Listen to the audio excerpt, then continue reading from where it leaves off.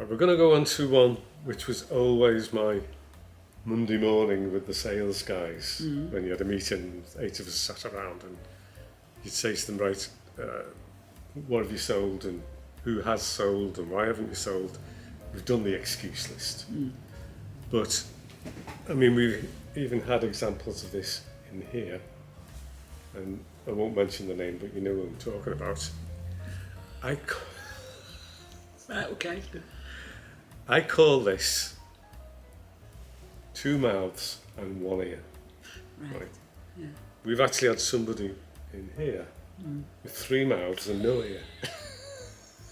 You know who it is, don't you? Yeah. Who is no longer here. Yeah. And is not coming back either. No. So very often with when you're selling to salesmen or salespeople, we should be, shouldn't we? Or saleswomen as well. No. Or sales thems. If you're a sales them, right, then you need to make sure that when you're in a selling situation that you are actually listening.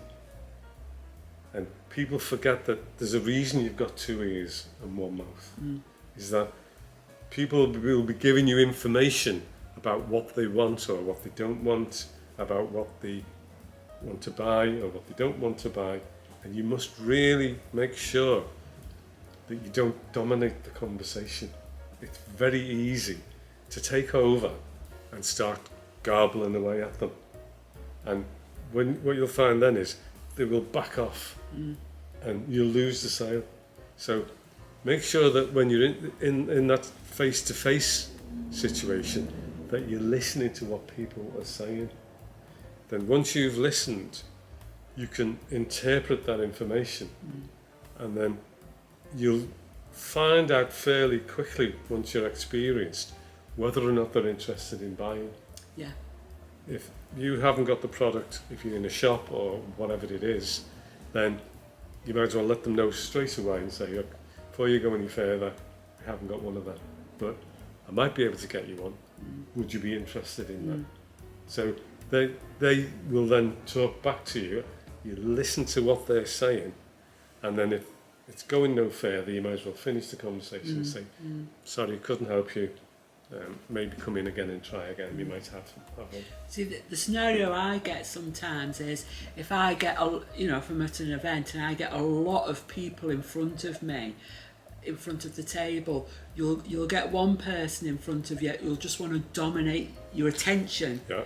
And they're not necessarily buying anything. No. And so what you've got to be aware of, there might be somebody here who's got something in their hand and they want to buy it, but this person just wants to chat. Yeah.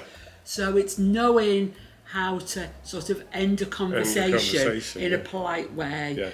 There's some that you just don't want to listen to. There's no point. They're just time wasters. Because you know they're never ever going to buy anything, but they want to dominate your time, and you can lose a sale because somebody else has walked off. Yeah. So I suppose it's a bit like working behind the bar and having a sea of people in front of you. Yeah. And it's like, well, who's next?